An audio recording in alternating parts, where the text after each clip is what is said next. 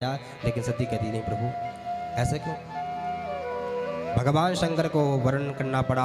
भगवान शंकर कहते हैं देवी सती, जब आपके पिता का यह स्वागत समारोह हो रहा था, उस यज्ञ में मैंने नेत्र बंद करके समाधि में बैठ करके भगवान विष्णु के साथ दक्ष को प्रणाम किया था, लेकिन दक्ष ने अपना अपमान समझ करके 20 बार न जाने कितनी गाली मुझे दी।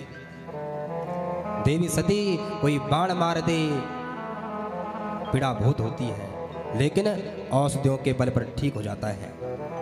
लेकिन जो अपने स्नेहजनों के द्वारा जो वाणी का घाव लगता है, पल पल जब जब उसे याद करो उतनी पीड़ा प्रदान करता है। देवी कदापि उस स्थान पर मत जाना, तुम्हारा किसी प्रकार से तुम्हारा मंगल नहीं होगा। अनेक प्रकार से भगवान शंकर ने समझाने का प्रयास किया, लेकिन स्त्री हट मां सती मानी नहीं। कहा कि प्रभु मन में विचार किया, ऐसे यज्ञ नित्य नहीं होते हैं। जाऊंगी पिता को निवेदन करूंगी, पिताजी आकर के प्रभु को समझाएंगे, बाद में आकर अपने भोले बाबा को समझाऊंगी। सती चलती है, प्रभु मैं चलूं, भगवान नेत्र बंद कर देते हैं। देवी जो करना है तुम्हारे ऊपर। माता सती आगे बढ़ती है। भगवान शंकर समझ गए कि सत्य मानने वाले नहीं है। जो ही आगे बढ़े तो भगवान शंकर ने अपने नंदी आदि गणों को निवेदन किया कि माता सती को बड़े भाव के साथ आदर के साथ उनके पिता के यज्ञ महोत्सव में सम्मिलित होने के लिए चले जाओ। समस्त नंदी आदि गण आकर के माता जी की जय जयकार करके उस कनखल में जहाँ पर दिव्या भव्या यज्ञ का आयोजन है उस स्थान पर पहुंचे।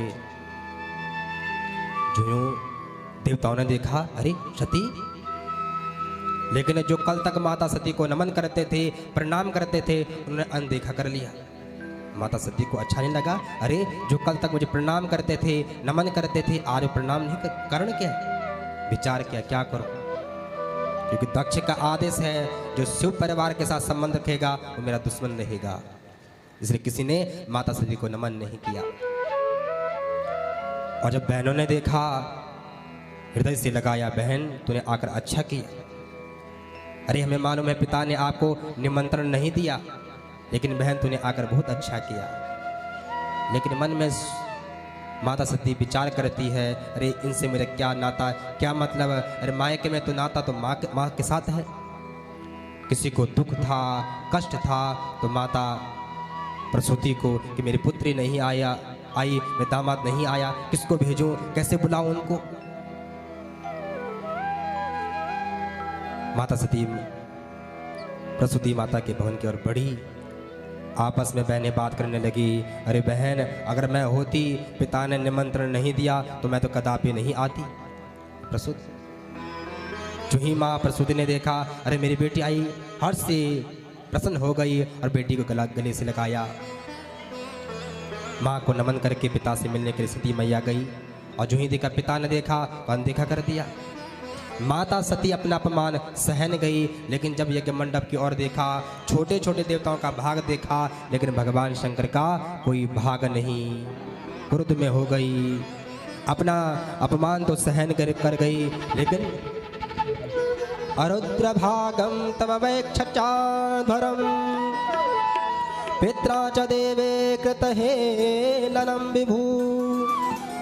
अरे दक्ष, आप मेरे पिता हो, लेकिन आपने उस शंकर का अपमान किया है। लेकिन शंकर जो किसी के मुख में शिव 2 अक्षर का नाम आ गया उसका तो कल्याण हो जाता है, लेकिन आपने उस शंकर का अपमान किया, कोई स्थान नहीं।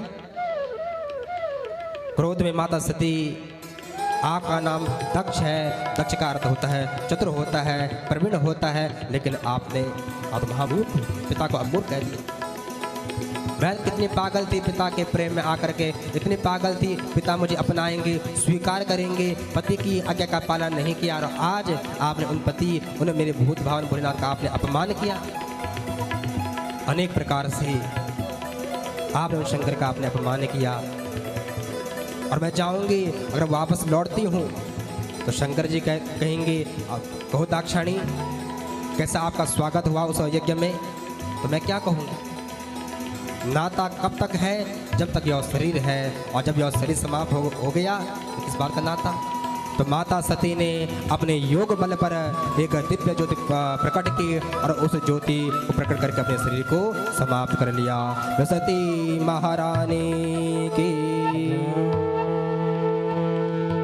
जितने भी उस यज्ञ में आए भगवान शंकर के जो गण थे